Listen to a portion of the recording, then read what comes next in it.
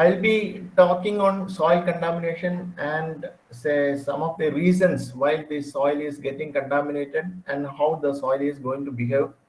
And my talk will be say mainly concentrating on the research activities rather than the consultancy activities on this particular topic. So sometimes you may feel it is little difficult or it is a little bit boring or but this is very important as far as a geotechnical or a civil engineer is concerned. Now if you look the reasons why the soil or the water is getting contaminated, maybe many reasons. One of the major reason is the physical and chemical properties of materials, that is taking changes taking place, and reuse of the waste that is coming due to various industrial activities, and all these are going to say leave out some of the contaminants that are present into the soil and the water. Finally that is going to affect their engineering properties. Second one is excessive solid removal from the surface, and to just to inform, say for example, the laterite stones that we are taking for building as a building material, that is a solid removal beyond some limit that can also create some little bit of contaminants that can happen. In the inaugural session, the principal vice principal was telling about the increase in the iron content, maybe due to one of the reason, maybe this one, the removal of the lateritic stones and reaching to a very soft laterite, and finally there is no sufficient say time taking place for weathering, and finally the iron content may increase, the unreacted iron content may increase in the soil. Then again solid removal from the underground, then solid removal like mining, then solid accumulation on the surface, that may be due to industrial activities, and say there is no space for disposing of the material that might have simply dumped in the nearby areas, and during rain it may leach out some of the contaminants that are present in the solid accumulation, can affect the soil and the water sources. Then again fluid extraction from underground, then fluid storage on the surface, underground deposits, and the formation of new towns. And formation of new towns means solid waste will get accumulated, and finally we have to find out some methods for disposing it off, etc., can affect the contamination of the soil and the water. Now, if we look, what are the factors that is affecting? If you look for the soil, we have different sizes that are present, starting from gravel, sand, silt, clay, etc. Among them, clays are more active and they will be susceptible to change in the properties due to change in the cation effect, then maybe due to valency, or maybe due to change in the hydrated radius of the ions, or due to change in the pore salt concentrations, or maybe due to the dielectric constants. I'll be concentrating some say 13, 15 to 20 minutes on these changes, and I will bring some of the reasons and some of the say effects due to this change in the cation, valency, or pore salt concentration or dielectric constant from the state of art report published in the geotechnical conference. That I'll take it out. Before going into that, I would like to bring the effect of alternate wetting and drying on the engineering properties of the most moist soils. And here I am presenting some of the results that are done in the laboratory on bendonites and cementite rich say soil. Cementite rich means the monomaltic soil specimens. Now, if we do basic property like liquid limit and plastic limit of a soil called bentonite. Bentonite is a very soft clay, and it's will have a lot of ions like sodium, calcium, potassium, magnesium, etc. And if we try to replace all the ions that are present by sodium, we call it as sodium bentonite. If we replace all the ions by calcium, there are techniques for doing this. Artificially, will be able to do this, and it is called calcium bentonite. Or if we replace with aluminum, we call aluminum bentonite. Then if we do the test on sodium bentonite in wet condition, say we are getting liquid limit of 360. When it is dried, we are getting 361, almost same only. Plastic limit also almost same. When it comes to calcium bentonite, when it is in wet condition, it is in the liquid limit as shown as 145 and plastic limit is 45.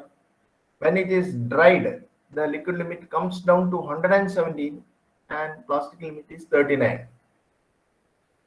After drying, if you do the liquid limit, then add water and make it moist, it will never go back to 145. It will be 117 only. Suppose we dry again one more cycle, then it will come down to 90 or so. Then again the liquid limit may start coming down. Now if you look for the aluminum bentonite, the difference between calcium and aluminum is trivalent ions. In moist condition it is 137, when dried it is almost becoming off. Then similarly the plastic limit also changes. Now you can see when the iron, valency of the iron is 1, there is no change. When the valency becomes 2, there is a small difference in the liquid limit. Measurable difference or appreciable difference can be seen when it comes to aluminum bentonite. Valency 3, it is drastic changes has been taking place.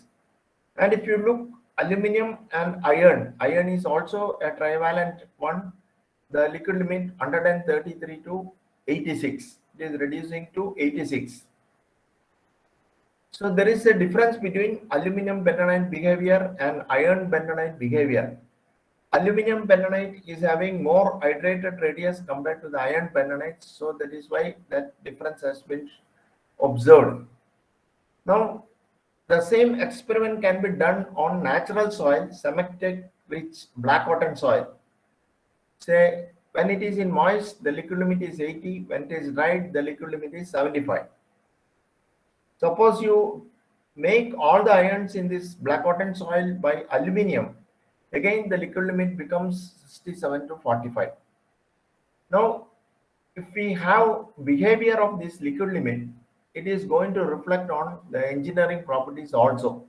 Engineering properties means the changes are going to take place in the shear strength, the changes are going to take place in the compressibility, and the changes are going to take place in the permeability. So liquid limit is a measure, qualitative measure on what is going to happen in the engineering properties. So this is very important in the sense that two things can be observed here. One is soil should be tested as in moist condition. Suppose you are bringing some sample from the field, we should not preserve in the laboratory, allow it to dry, then redo. It is not going to reflect the real property that is seen in the field because it has already dried up. When the soil is getting dried, the properties are irreversible, and the more changes are seen as the valency of the iron present in the soil increases. So this is some kind of behavior that is observed in the field, and say this is a very important phenomena because when the soil is getting dried, the properties like strength and compressibility is going to change, even the permeability is going to change, and there are soils there won't be much change. Something like sodium and homogenized soils, there won't be much changes. Now, if we look what are the factors that will affect the engineering properties, engineering properties are mainly governed by amount of clay that is present in the soil. Now clay is a mixture of the minerals, and depending upon the type of the mineral that is present in the clay, the behavior is going to change. Then even if the clay content is around 5%, in the overall soil, the overall behavior of the soil is governed by the properties of the clays. The clay behavior is basically depending upon the nature of the pore fluid, type of the clay mineral, the amount of the clay mineral, then isomorphous substitutions that are taking place are the major factors that is going to affect the properties of the clays and indirectly the properties of the soils. One is nature of the pore fluid, type of the clay mineral that is present, the amount of the clay mineral that is present, and isomorphous substitutions, and the valency of the ions that are present, and the concentration of the pore fluid, that is, I mean, nature of the pore fluid, and finally, what is meant by soil fabric or soil particle arrangements. In order to say brought out this, I will just go to one PDF file.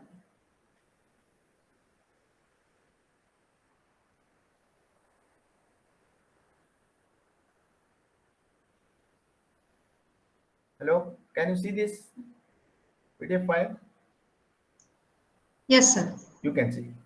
This is a talk given by Professor Sridharan, and it is a mixture of, or mixture means many students' research activities he has put together and made this paper, including his own research. I will just show some of the things, and finally I will tell the importance of this. One is, theoretically we can deal this behavior of the clays with the help of the theory given by Boltz, that is known as diffuse double layer theory.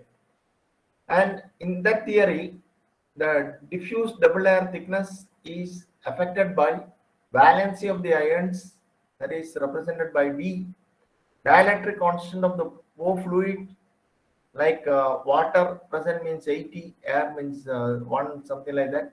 Surface area of the clays, which is representing the size of the particles and the activity of the clays. Then comes CEC or BEC, ion exchange, capacity of the soils or clays, then the temperature. Now you can see here X in angstrom means the diffuse double layer thickness and is affected by the potential difference between the clays, and the value of the variation is going to take place depending upon the concentration of the pore fluid. Say N is 0.001, N 0.01, N 0.1. The distance between the particles are different.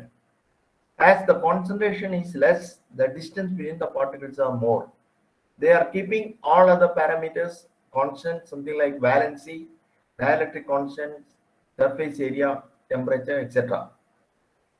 Now in this graph, the same behavior has been brought out. Only difference is concentration kept constant and valency of the ions has varied. Now here also, as the valency changes, you can see valency 1, the behavior is in one type. When it comes to valency 3, the behavior is in another form. So the effect of cation valence also going to affect the potential distance relationships.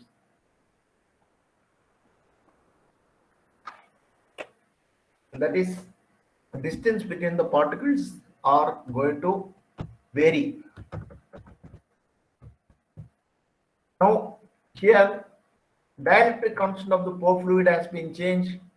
Dielectric constant 78.54 is equivalent to almost water. Then 2.284 is CCl4, carbon tetrachloride.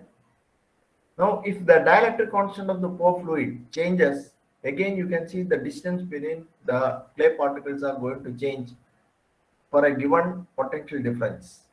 That means these are the three major: valency, dielectric constant of the pore fluid, then the concentration of the pore fluid can affect the distance between the particles.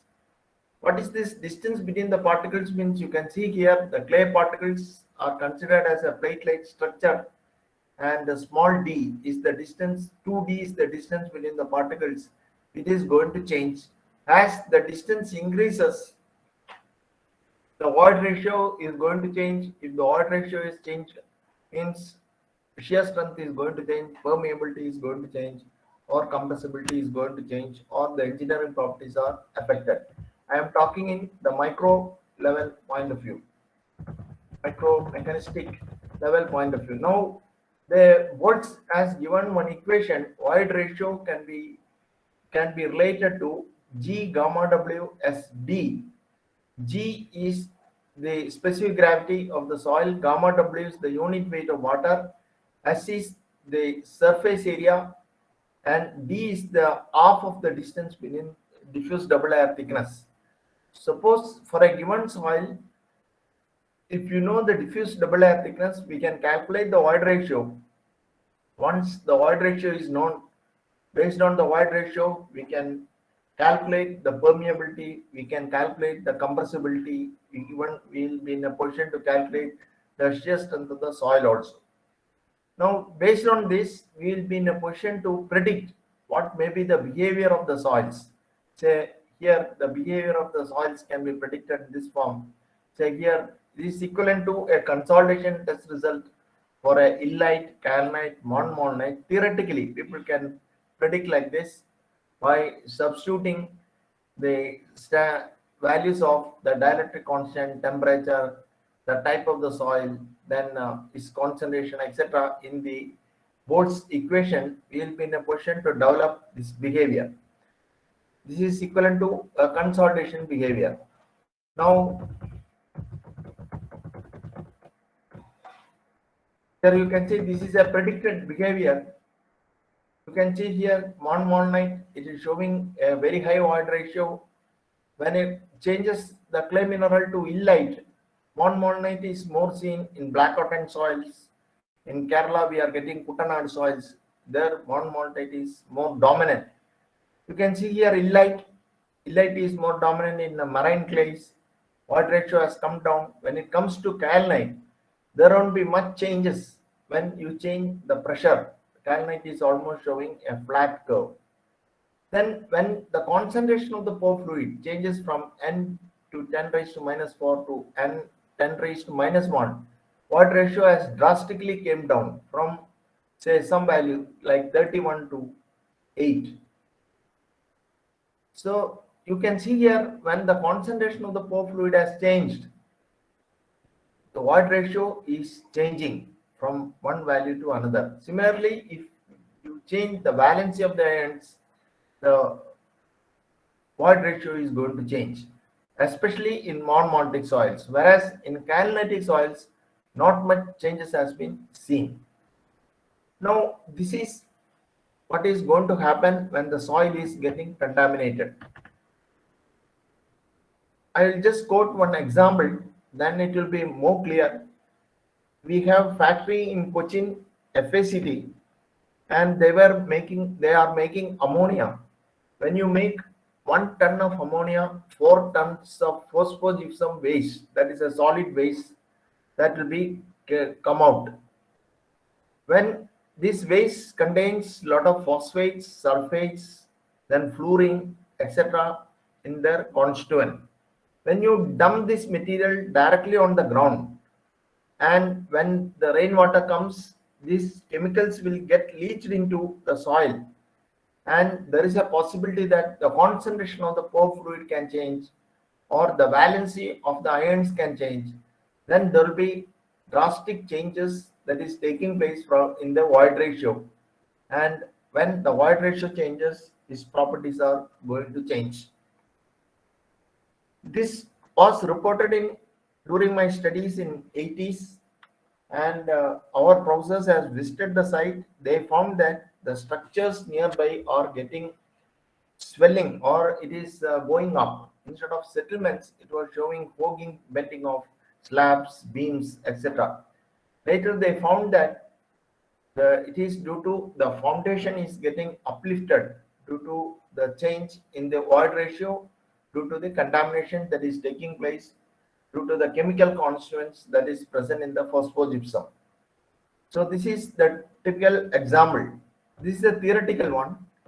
Now, Another one is soil fabric, that is soil particle arrangement also can affect the behavior, something like dispersed structure, aggregated structure, flocculated structure, or oriented structures, etc. we can have in the soil that can affect the change in the engineering properties. For example, flocculated structure will have very high permeability, the void will be very high, and it will have quite good shear strength. At the same time, dispersed structure will give us very low permeability and the strength will be very, very low. Now, I am just showing you another graph. This is the variation of dielectric constant with the liquid limit. Now you can see here two graphs I've shown. The into mark is montmorillonite and dot mark is kaolinite. Into mark you can see as dielectric constant changes, increases, liquid limit is going to increase. Dielectric constant 80 means water, it will show you very high liquid limit, something like 850. Whereas in kaolinite, as the dielectric constant changes, the liquid limit will start coming down. So the behavior is not unique or behavior is going to change from clay mineral to clay mineral. So two extreme clay minerals are shown here. One is kaolinite, another one is montmorillonite. Montmorillonite is known as a very active clay. Kaolinite is known as a non-active clay. Kaolinite will show you the change in the liquid limit in the downward direction. That is, collapse of the particles are going to take place when it replaces from a very small dielectric constant like which is having with the CCl4 water. Whereas in the montmorillonite, the liquid limit will start increasing drastically, resulting in increase in the void ratio and increase in the compressibility and decrease in the shear strength, etc. That is what is going to happen. Now you can see here hexane to water, the dielectric constant is varying from 1.89 to 80.4. The liquid limit varies for kaolinite from 58.4 to 49, whereas for montmorillonite it is 34.6 to 306. In one side, you can see montmorillonite, the liquid limit will keep on increasing, whereas in the kaolinite, the liquid limit on an average is start decreasing from 58.2 to 49. Of course, there will be some exceptional cases in the results. So one soil is showing in the reverse form compared to the other, depending upon the clay mineral that is present. Now you can see here percentage swell that is taking place in the montmorillonite, it is very high, whereas in the kalnitic soils it is almost flat type. There is no much changes that is taking place. Now in between the same valency, for example, we have same valency for lithium, sodium, etc. Depending upon the hydrated radius, for example, lithium is having hydrated radius of 7.3, sodium is having hydrated radius of 5.6. There will be change in the properties of the soil. Same thing happening in between aluminum and iron that we already seen. Calcium and magnesium hydrated radius, change in the hydrated radius is there. Due to that, the change in the liquid limit or other properties are going to take place. Now here you can see cation exchange capacity versus the liquid limit. Cation exchange capacity is the exchange capacity of a soil. Basically, the contribution from sodium, potassium, magnesium and calcium are added, and that will be contributing to maximum cation exchange capacity. Sodium, potassium, magnesium and iron. Sodium, potassium, magnesium and calcium. These four will contribute to 95%. The remaining will be all put together only 5%. So if the cation exchange capacity is high for a soil, you can see the liquid limit will be very high. Especially in montmorillonite soils, the cation exchange capacity will be high. Now you take kalnitic soil, cation exchange capacity will be low. With the result, the liquid limit changes are very small. Now this is how the behavior. That behavior is mainly controlled by the exchangeable sodium ions that are present in the soil. I told you, say, sodium, calcium, potassium, and magnesium are the major one. Among them, sodium, changes in the sodium ions drastically is going to change the liquid limit behavior. Now, these are some of the soils studied in Karnataka. The total CEC, sum of sodium, calcium, magnesium, potassium. You can see here the CEC increases means definitely the clay will be monomaltic type. If the CEC is very low, definitely it will be calcinated type or some mixture of calcinite or illite put together. Now, as the CEC increases, the surface area also will be more, liquid limit also will be more, and the clay content will be high. Similarly, in the Calnite, you can see the total CEC is coming 1.8, 4.9, or maximum of 15 or 18. Whereas here we will have a better values of in the case of monomalnite, we will have even 105 or similar values.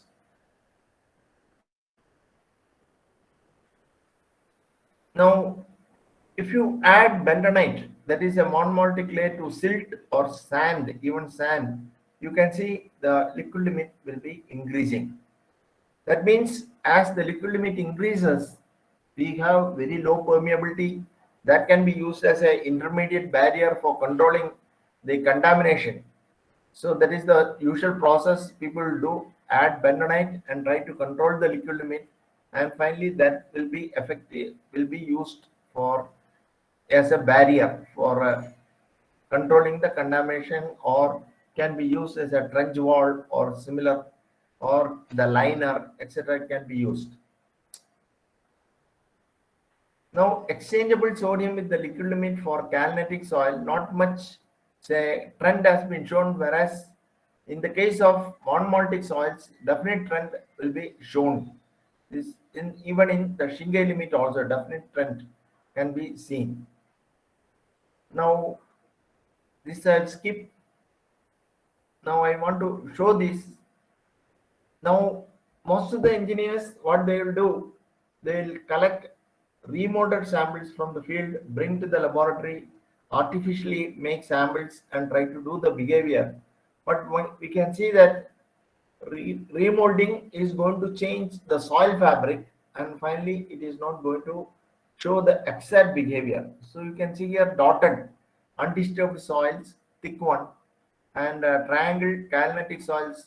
Say the changes can be seen from the remolded soils as well as undisturbed soils. The same trend can be seen in the other properties also. Now I'll skip these graphs. I'll go to some of the important one.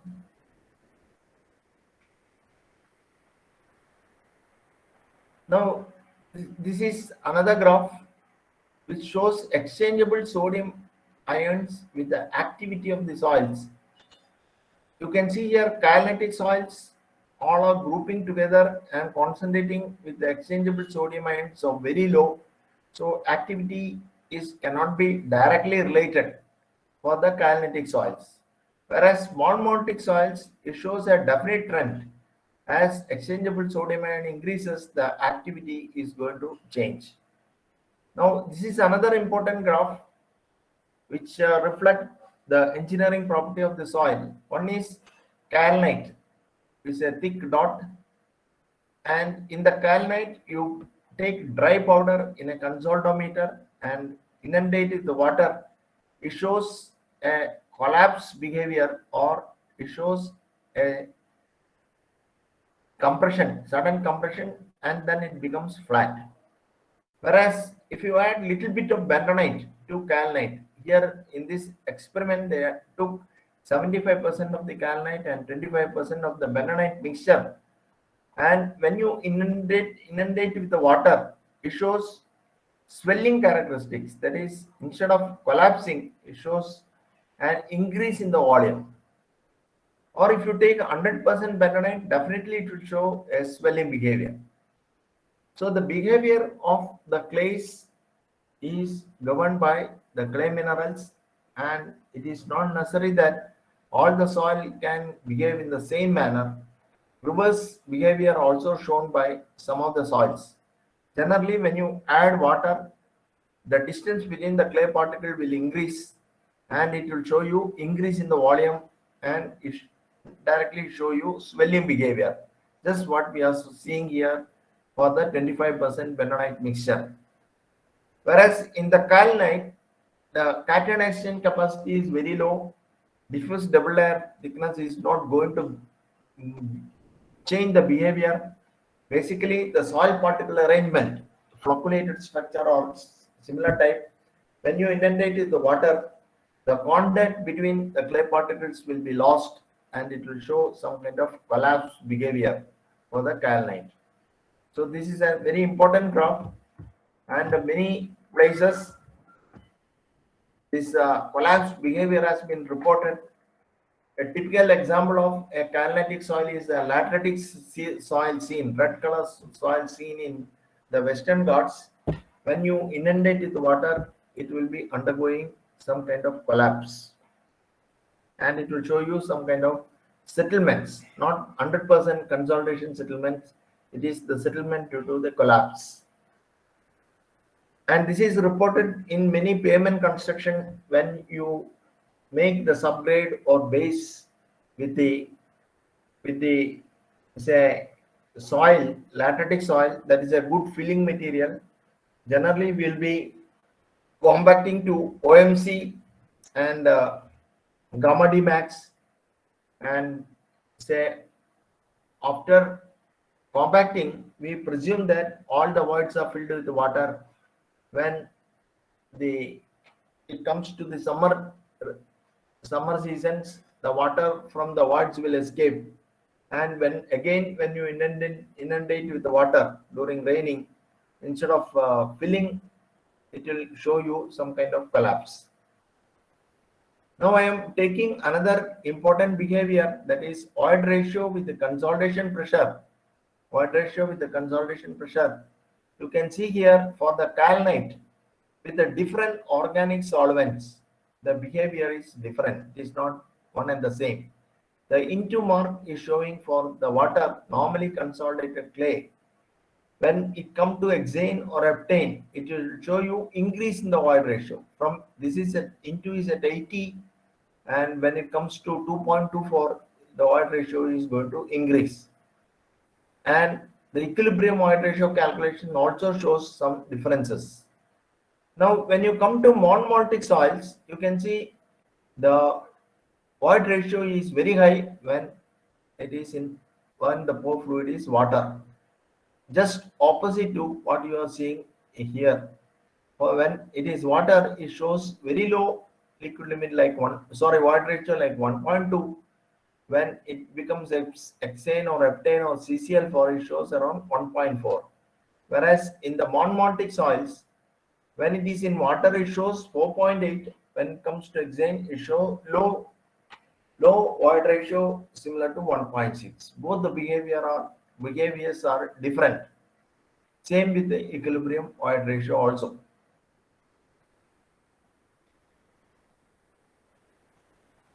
Now, the rebound behavior of the kaolinite and monomaltic soil has been plotted here. Both are showing us in a different trend. Definite increase in the rebound has been shown in the monomaltic soils, whereas in the kaolitic soils, the rebound has not seen, or it is only marginal, because this kaolitic soils behavior is basically due to the flocculation. When the contacts lost, it will collapse and it will not be able to regain the original void ratio. Whereas the change in the void ratio in monomaltic soil is due to the water that is present, and the water goes, the particles will come closer, or when the water enters, it will try to increase the void ratio, and the changes can be easily seen in the monomaltic soils. Now I come to another important graph, that is we can see here a typical consolidation test has been started with remolding water content as CCl4 in Calicut, and your loading has been done up to zero point 0.5, then unloading has been done up to 0.125. Then we have permeometers in consolidometer. We can replace the pore fluid, and here the pore fluid is replaced by the water. When you replace the water, replace the pore fluid, you can see there is a sudden change in the void ratio is taking place, and it is coming, changes are taking place, then it is showing the difference in the behavior.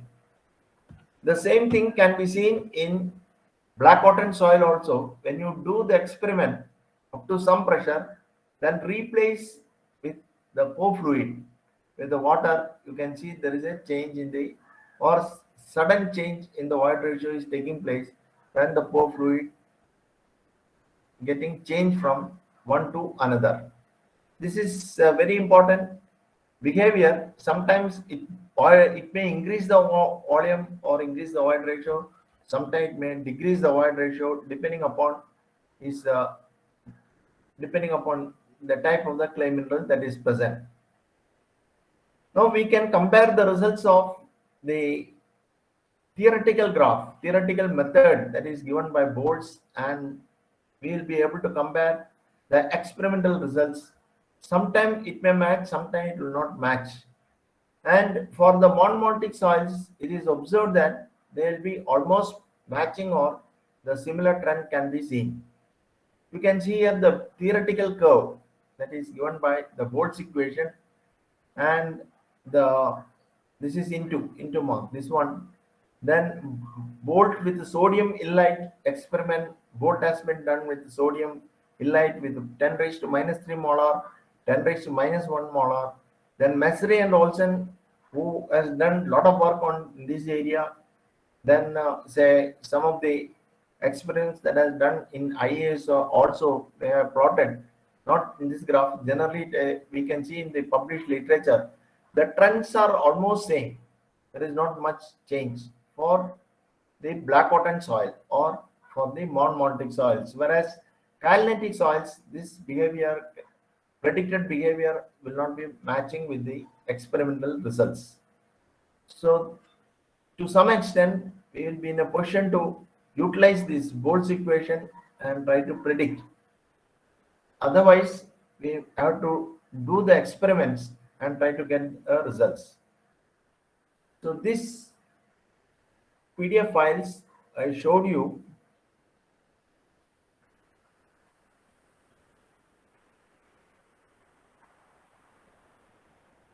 just to tell you that there will be changes in the engineering behavior of the clays when we have difference in the pore fluid, difference in the type of the clay mineral, and depends upon the amount of the clay mineral or the concentration of the pore fluid, and changes in the isomorphous substitutions that are taking place, and also the soil fabric.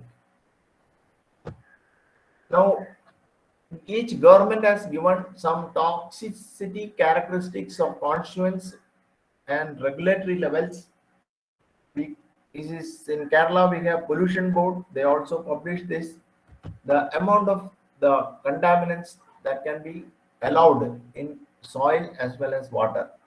This type of data will be available. If it is more, we have to do the treatment. If it is less, we don't have to do any kind of treatment. There are many techniques for these treatments also, like it can be diluted, that is one method. It can be converted to an inactive material, or we can have some kind of precipitation and by chemical reactions, and the amount of these constituents can be reduced in the soil as well as the water. Now, whenever we dispose of the municipal solid waste or industrial waste, definitely these type of chemicals will get leached and it will go into the soil and the corresponding water sources. Similar like this, a typical graph has been shown. Landfill has been done here. When the rainwater comes, it will get dissolved, these chemicals, and it will start going into the water flow. And if the water table is far below the ground level, so there is no problem. And there are cases when this land surface will start coming down and the water table is high. This chemical leach flume will be affecting your groundwater source. Or you make a well up to this, there won't be any problem. When you take the well into the deep, you can see this will be going into this leachate flume, and finally your well will get contaminated.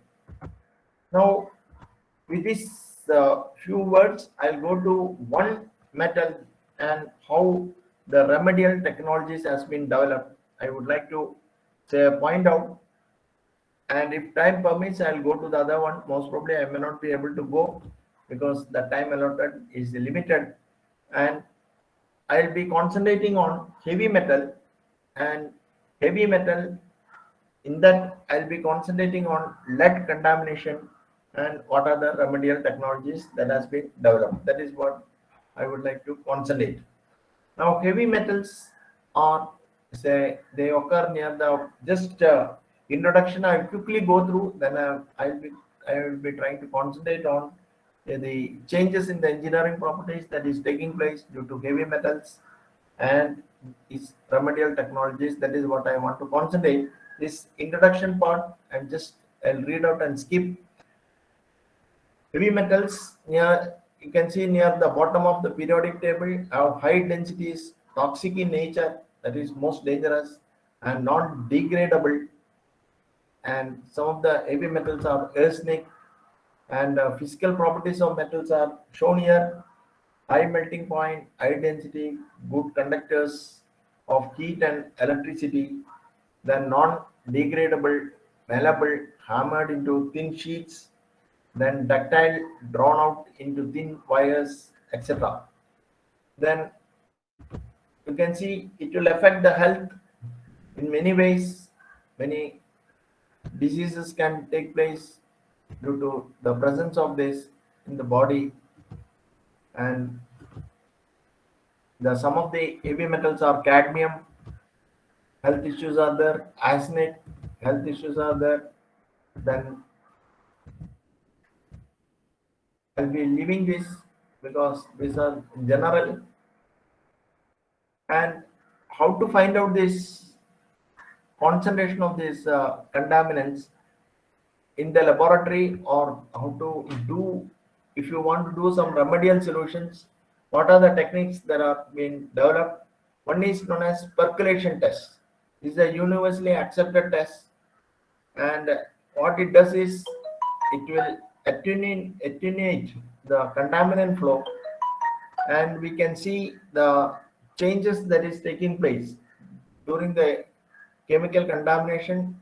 One change may be due to the ion exchange, another one is some kind of, say, uh, change or reaction that is taking place, and it will try to hold. That can be done by the percolation test. And another test that is available is known as batch adsorption test. That is a very quick test, can be done for small scale testing. Testing is done quickly. More number of samples could be tested at one time, and approximate result can be obtained. Whereas percolation tests will take long duration, realistic information is obtained, and simulates field condition. Batch adsorption test will get only adsorption characteristics of the contaminants, whereas percolation test will give an idea about the ion exchange that is taking place, then the reactions that is taking place. All this can be obtained from the percolation test.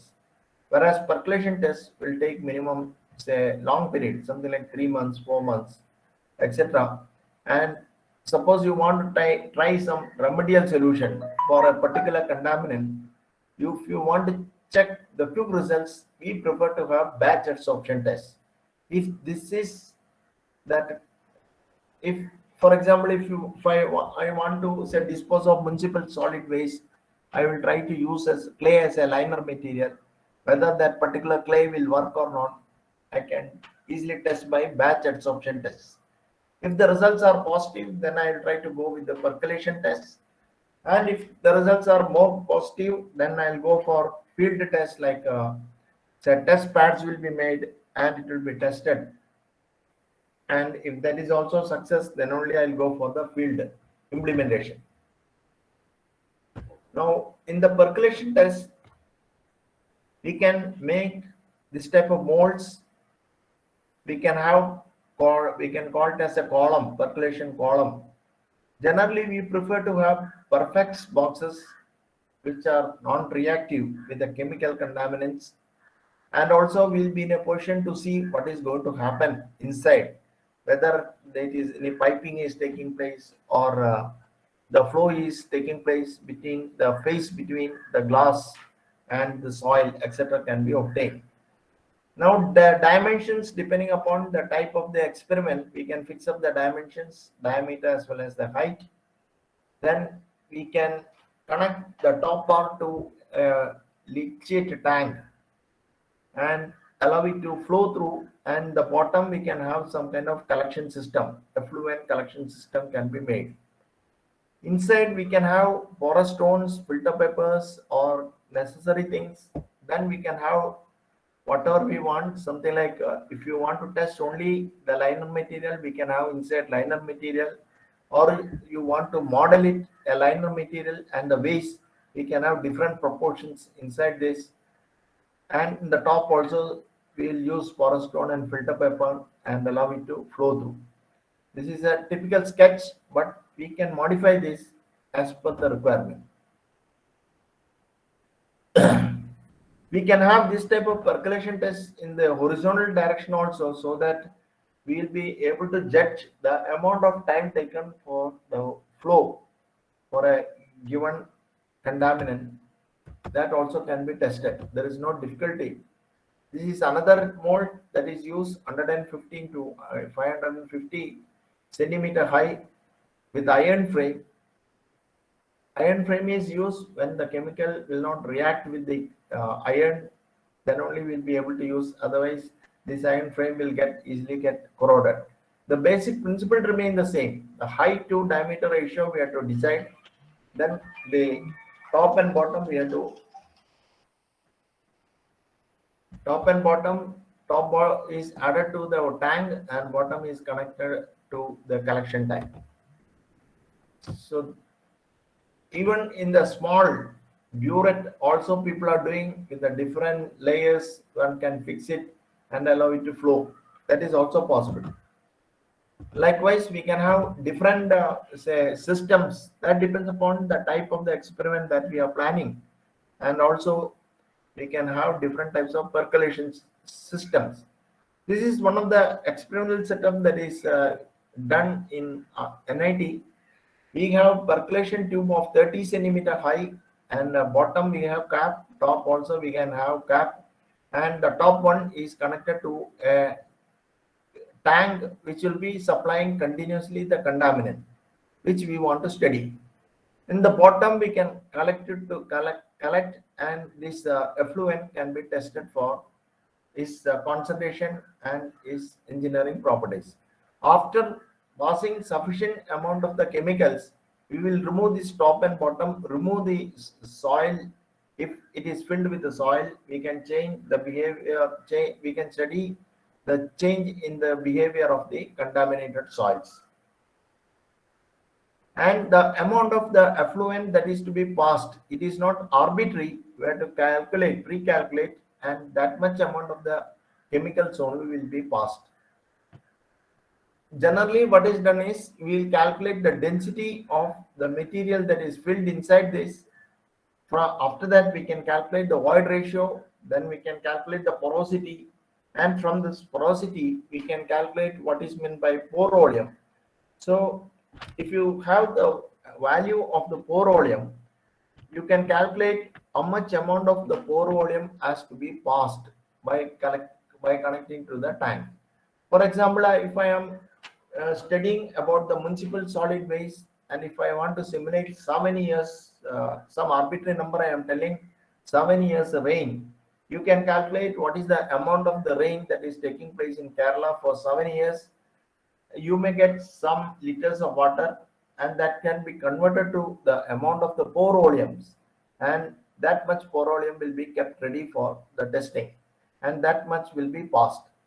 So you will be able to know the change in the properties after 1 year, 2 year, 3 year, 4 year, 5 year, etc. Also, the amount of the chemical that is getting absorbed. And if you want to study about the municipal solid waste, generally we used to do with the major contaminants. For example, if sodium is more, we'll do only with the sodium ion, sodium liquid. Or if I want to study about the lead, only lead will be passed. Otherwise, if we want to do all put together, we call it as a synthetic solution. We can get the details about the municipal solid waste contaminants. That can be how much that will be present in 1 liter. Like that, we can create a artificial or synthetic solution, and that will be passed, and the leachate will be collected and tested. Now, these are some of the tests that has been carried out. I'll be showing you only the lead contamination and remedial technologies in this presentation. Similarly, we can get the remedial solution for different types of the contaminants that are present.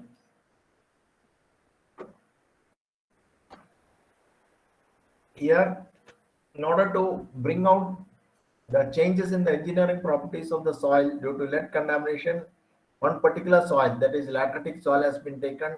Its basic properties has been studied, and its behavior in the plasticity chart has been done. The batch absorption test has been done with the shaker, and the amount of the changes, that is percentage removal by the lateritic soil, has been studied with the time and with the different initial concentration, different pH, and different adsorbent dosage. Adsorbent dosage means here lateritic soil that is used. Now you can see the percentage removal behavior with the different contaminants: 5, 10, 20, 50, etc. 5 milligram per liter means the amount of contaminant is less, so the percentage removal will be much faster. So that's why it is showing higher. When the contaminants are more, the percentage removal will be lesser. Similarly, when the pH is around say 6 or 6 to 8, we can get maximum percentage removal, and that is reflected if you change the adsorbent dosage or concentration or shaking period. The pH around 6 to 8 was showing optimum results. Adsorbent dosage, if you increase, there will be a slight increase in the percentage removal. Likewise, we can study the behavior in the batch adsorption test. Generally, after doing the batch adsorption test and the percolation test, we will try to fit to some kind of mathematical model. Here, Langmuir isotherm model has been fitted in order to predict their behavior. Now, this part I'll skip. This has been done in the percolation test, and we obtain C by C naught, and after getting C by C naught, say we'll be able to get a dispersion, a coefficient called dispersion coefficient, with the help of which we'll be in a position to predict the flow of these contaminants through soils. That purpose only this has been done. Now, again, with the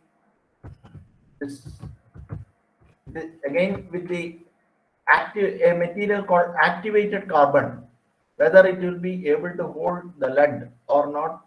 The experiments has been done with the batch adsorption, and you can see again the pH around 6. It has been shown the optimum.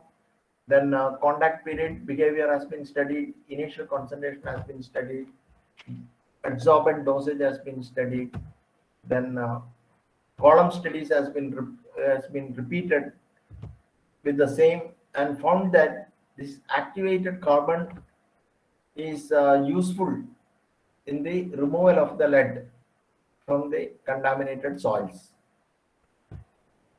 Impact of then engineering properties of the lead with the contaminated soils has been studied. For that purpose, 2 soils has been taken, one from NIT campus itself, another one is from a paddy field, and the change in the engineering properties that has been concentrated on plasticity characteristics, swell characteristics, shear strength characteristics, then consolidation characteristics, then permeability characteristics.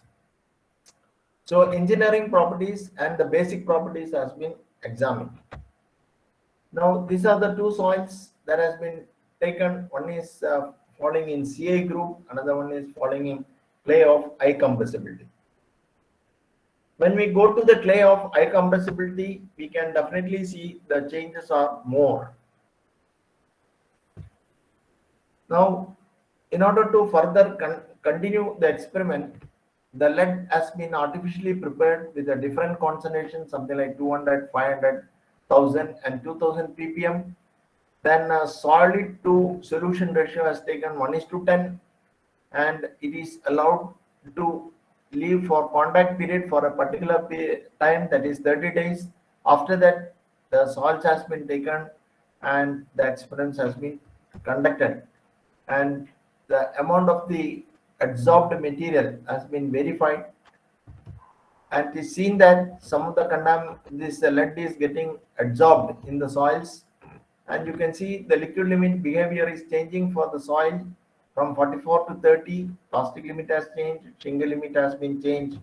Similarly, for the soil B, the changes has been taking place with the different concentrations. Also, the test has been carried out. That means the engineering properties of the soil will be affected by the contaminations with a different concentration of the lead. And this behavior change again depends upon the type of the clay mineral that is present. Here it is going from changing from 115 to 76, other one from 44 to 30. P-cell index has been obtained. One soil is showing swelling, another one is not much. It is showing reduction.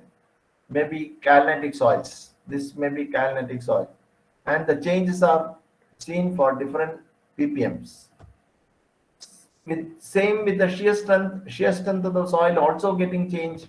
When it is untreated, it is 164 kPa. With the different contaminant concentration, the values are different. It is coming down to 131. And the stress strain curve behavior also different. You can see here the stress strain curves are showing different slopes.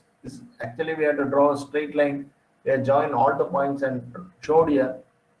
And the shear strength values for the second soil also, you can see the change in the properties. Now, compression index test has been done with the one-dimensional consolidation testing apparatus, and the results of compression index, coefficient of consolidation, and coefficient of permeability has been studied. And you can see here E log sigma curve, uncontaminated soil, then soil contaminated with the 200 ppm, 500 ppm, 1000 ppm, and 2000 ppm. You can see here the behavior. The change in the void ratio has been seen. Initial void ratio has been seen here, and in the rebound curve, not much changes has been seen. That means when the soil is getting contaminated with the lead, definitely the void ratio behavior or the compressibility behavior of the soil is getting changed. Same with the second soil also.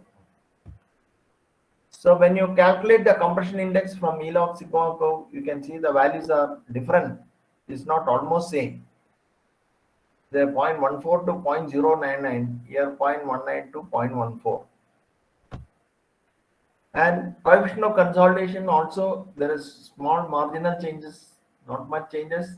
Whereas the permeability, there are changes from 0.090 to 0.193, other one 0.12 to 0.33. The permeability values are different. The observations are when the soil is having high liquid limit, the changes in the properties of the soil when it is getting contaminated with the lead are different. The results are affecting CC value, permeability, and the shingle limit, etc., liquid limit, etc. Now you can see the importance whenever the soil is getting contaminated, its properties are going to change, and it is going to affect the engineering properties. Before going into this, I would like to quote one of the example that is quoted in the published paper in the 11th International Conference that is held in Stockholm. What it says is, in Europe, people have made earthen dams for cultivating fish. When you make earthen dams, they need low permeability, and they added a lot of sodium chloride into the clay and compacted well and made the earthen dam, and water is stored in that earthen dam pond, and they started cultivating fish, and they used to give a lot of calcium compounds to the fish in order to increase his weight, and it is seen that all the calcium compounds given are not consumed by the fish, and that is getting dissolved into the water. When this water comes very close to this soil, sodium present in the earthen dam will get replaced by the calcium, and they found that one fine morning piping has taken place, and all the water that is present in the earthen dam has been lost. That is also due to the change in the engineering properties when the iron is changed from calcium to sodium. That is what they are reported. So these are the importance of this behavior of the contaminated soil. We have to study well, and then we have to suggest the remedial solution. There is nothing like generalized solutions from site to site, from clay to clay, from condition to condition, etc. We have to find out what may be the reason. Accordingly, we have to find out the remedial solution. Now I'm coming back to the lead contamination. Another technique that has been developed is activated clay. Clay has been taken, that is by sieving a particular clay, then that particular clay is dried at 105 degrees centigrade, powdered and sieved to 200 micron sieve. Then 20 grams of clay was refluxed in 200 ml with a 0.25 H2SO4 for 3 hours. This is the procedure that is used for making activated clay. Then resulting activated clay was centrifuged and washed with water several times and dried at 105 degrees centigrade. Then this activated clay was attempted to see whether it can be used for holding the lead. This is the X-ray diffraction. This is a scanning electron microscope results. This is the X-ray diffraction, and these are the results that has been obtained. You can see the percentage removal has gone in comparison to the activated carbon. It has gone even up to 95% for different temperature, and the candidate has been attempted for different agitation time, different dosages. All this has been done and found that this activated clay was working very well and absorbed the concentration of the material, etc. has been verified. Then they developed some generalized theoretical curve known as Fredlinge isotherm has been found to be fitting properly for this activated clay, and it has been found working very well. And the experiments has been done for the column study also for developing some predicting techniques. Then another one is biosorption, whether it will work for this clay or not has been attempted. And luckily we had one biochemist also in our lab, and he developed one bacteria with the help of agar, and he has found some technique how to make this bacteria in the laboratory, and these are the results. And since we are civil engineers, we are not that familiar with this development, but with the help of that person, we developed a bacteria known as Berwinmias vesicularis, and it is found that this particular material was helping very well in holding this lead contamination and agar was used for making this bacteria, and it is a very cheap material, not very costly, and with the help of which we found that this is working very well for the lead adsorption. And during the lead adsorption, we found that some of the other contaminants that are present is getting released. Something like, say, percentage removal has been observed. At the same time, some other concentration has been removed, and the optimum dosage of this bacteria has been found out from this trial and error at the meeting point. And the experiment has been repeated for various parameters, change in the parameters, and found to be very effective in say in working this with this holding this lead with a very small adsorption, something like 0.1 gram. And of course, again, from the academic point of view, we will do some theoretical study and try to give what are the change in the behavior. And this bacteria has been attempted with the control beads. Beads has been developed, and putting the control beads, then dry biomass or bio beads, like that 3 types has been developed, and all the 3 were attempted, and among that bio beads were giving around 80% removal of the lead from the system. So these are again the behavior that has been observed. Now I'll go to another method that has been developed by the same person, that is algal spices that are available in plenty in our places, that has been attempted whether we will be in a position to hold this lead. This is the spices that is available. This is seen in many waterlogged areas. Plenty will be available. This particular material was taken and given some kind of treatment. What are the treatment that is given here? The biomass was washed with the tap water, deionized water, then remove sand and other impurities. The biomass was sun dried for 3 days, then dried in oven at 70 degrees centigrade for 2 hours. The dried biomass was ground in a laboratory blender. After this, biomass was sieved to select particles between 1 mm to 2 mm for use. This is the scanning electron microscope results, and it is found that this is giving around 90-95% removal of the lead. Again, we have different parameters like concentration, contact period, shaking, bioabsorbance. All this has been studied and found it is working very well.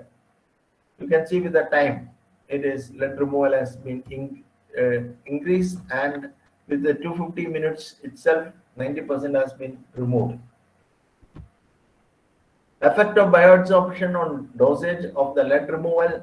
Then these are the results that I would like to show here. Then model was developed to predict the transport behavior.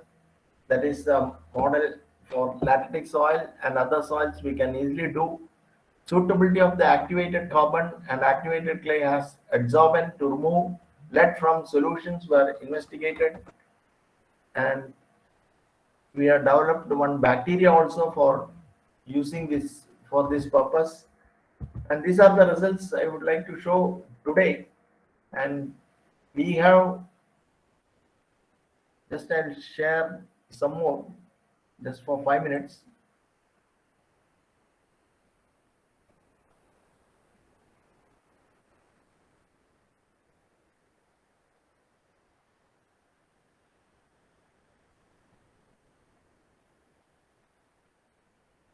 Another technique that has been developed is what is known as, if any industrial waste that is present in a particular area, that can be mixed with another material, and we call it as a amended clay material. That also can be used for the controlling the contaminants leachate, that is or any leachate, whether it is able to hold it or not. This is, sometimes clay may not be available in plenty, or some of the waste products that are present can be utilized. Here, a amended clay has been attempted from one of the factory that is in Trivandrum, and Kuttanad clay has been used as a clay mineral, and attempts has been done for controlling the municipal solid waste, contaminants from municipal solid waste, and found to be very effective. And this is the system that is attempted. That is, this landfill liner means the clay, amended clay that has been used, and the waste that has been disposed of, and whatever that is coming, leachate is sent out in a controlled manner to the groundwater flow. For this, I may not be able to say complete this in this 10 minutes. So I'm just showing you, and I'll skip. Another behavior that is seen is the organic matter, if it is present.